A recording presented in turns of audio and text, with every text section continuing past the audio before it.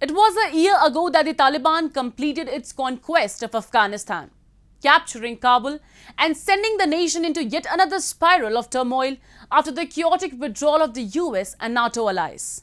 The country is facing a severe decline in religious freedom, and common Afghans, particularly women, are struggling for basic human rights.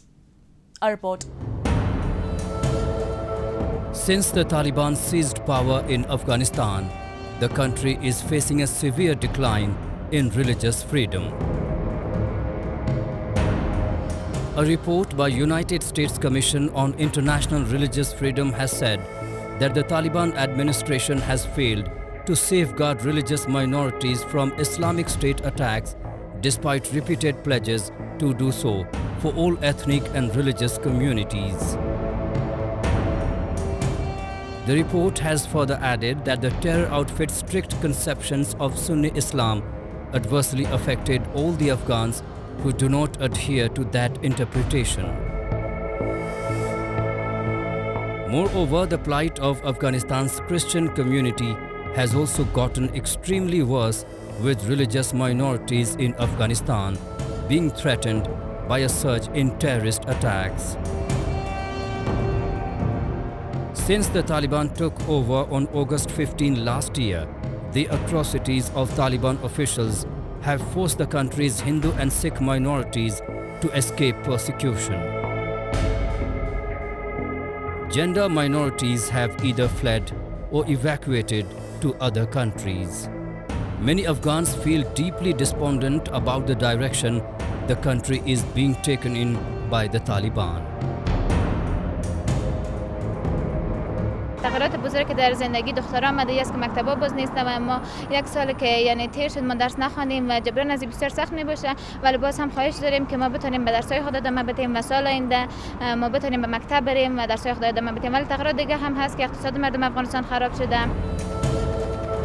More than a year after the Taliban takeover that saw thousands of Afghans rushing to Kabul's international airport amid the chaotic US withdrawal, Afghans at risk who failed to get on evacuation flights say they are still struggling to find safe and legal ways out of the country.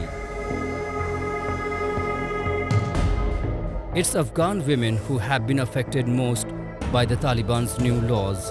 When the Taliban swept into power last August, many expected they would reprise the draconian governance of their 1990s emirate.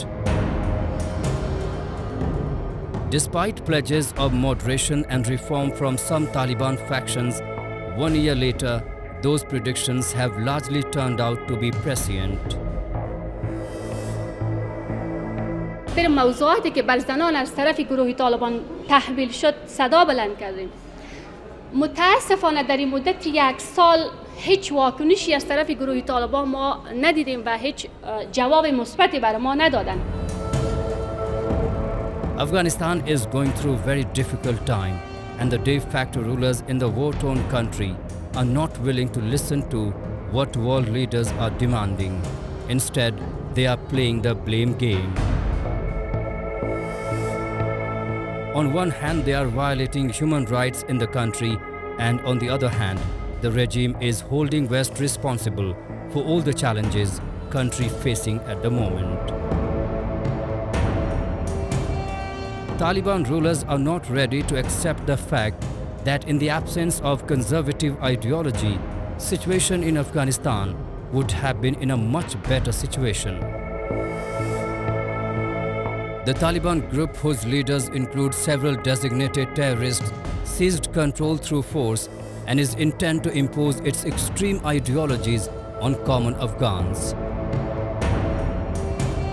It is one thing to reverse the modest advancements in gender equality and education that have been accomplished over the previous 20 years.